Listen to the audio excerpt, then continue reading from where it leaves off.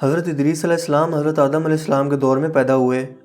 آپ کا ذکر قرآن کریم کی سورہ مریم میں کچھ اس طرح سے موجود ہے: اور یاد کرو ادریس کو، بلا شبہ وہ سچے نبی ہیں اور ہم نے ان کا مقام بلند کیا۔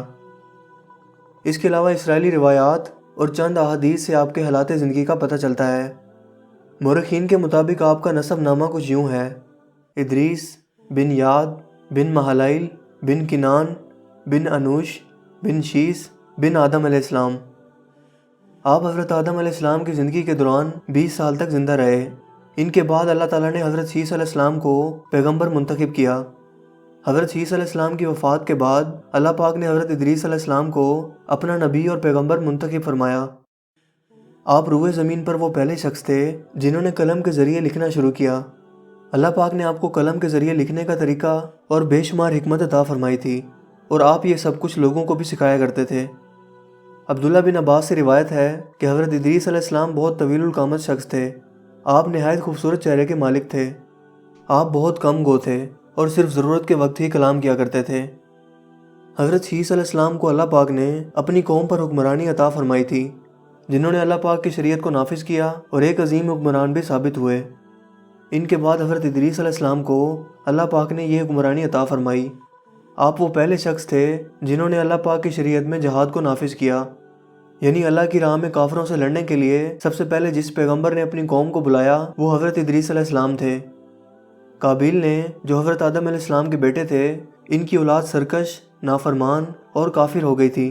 ان میں بدعنوانیاں حد سے زیادہ بڑھ گئی تھیں۔ جب یہ برائیاں حضرت ادریس علیہ السلام کی قوم میں پھیلنے لگیں تو آپ نے اس مشرک قوم کے خلاف ایک فوج تیار کی جو گھڑ سواروں اور پیدل چلنے والے دستوں پر مشتمل تھی، اور قوم قابیل سے جنگ لڑنے کے لیے نکل کھڑے ہوئے۔ اللہ پاک نے آپ کو اس جنگ میں فتح یاب فرمایا۔ حضور نبی کریم صلی اللہ علیہ وآلہ وسلم جب معراج پر تشریف لے گئے تو آپ نے ہر آسمان پر تمام انبیاء کرام سے ملاقات فرمائی۔ اس دوران حضرت ادریس علیہ السلام سے آپ نے چوتھے آسمان پر ملاقات فرمائی۔ حضرت عبداللہ بن عباس نے ایک بار ابی ابن کعب سے کہا کہ حضرت ادریس علیہ السلام کے بارے میں قرآن کریم کی اس صورت سے کیا مراد ہے، یعنی ہم نے انہیں اعلیٰ مقام عطا فرمایا۔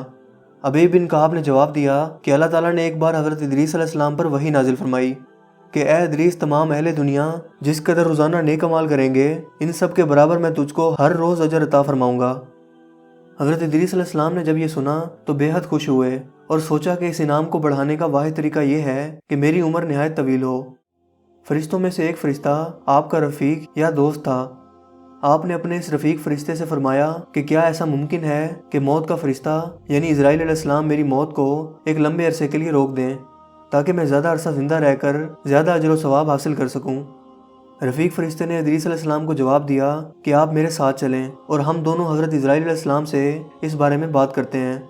چنانچہ حضرت ادریس علیہ السلام رفیق فرشتے کے پروں پر بیٹھ گئے۔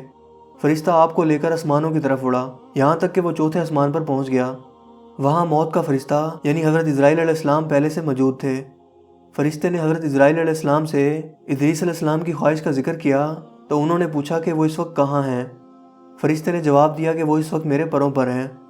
اسرائیل علیہ السلام نہایت حیران ہوئے اور فرمایا کہ ابھی اللہ پاک نے مجھے حکم دیا کہ میں حضرت ادریس علیہ السلام کی روح کو چوتھے آسمان پر قبض کروں، لہٰذا ابھی تک میں اسی سوچ میں تھا اور خود سے یہ سوال کر رہا تھا کہ میں یہ کیسے کروں گا، کیونکہ حضرت ادریس علیہ السلام تو اس وقت زمین پر موجود ہیں۔ بے شک اللہ پاک نہایت حکمت والا ہے اور وہ جو چاہتا ہے کرتا ہے۔ لہٰذا موت کے فرشتے نے وہیں چوتھے آسمان پر حضرت ادریس علیہ السلام کی روح قبض کر لی۔ آپ نے 82 سال کی عمر پائی۔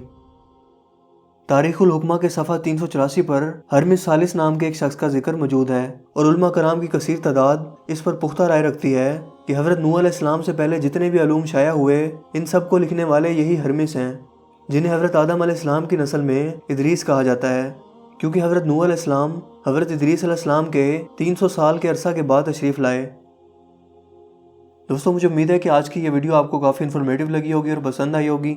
اگر آپ مزید اس طرح کے اسلامک ویڈیوز دیکھنا چاہتے ہیں تو ہمارے چینل ہنسی ٹی وی کو ضرور سبسکرائب کریں۔ چینل کو سبسکرائب کرنے کے بعد بیل کے آئیکن پر بھی ضرور کلک کریں تاکہ اس طرح کی ہر نئی آنے والی ویڈیو کا نوٹیفیکیشن آپ کو سب سے پہلے مل سکے۔ آپ اپنی رائے کا اظہار کمنٹس میں بھی کر سکتے ہیں۔ میرا نام ہے اسیب شفقت اور آپ دیکھ رہے ہیں ہنسی ٹی وی۔ میں ملوں گا آپ سے ایک نئی انٹرسٹنگ ویڈیو میں، تب تک کے لیے اپنا بہت سا خیال رکھیے گا۔ Thanks for watching this video.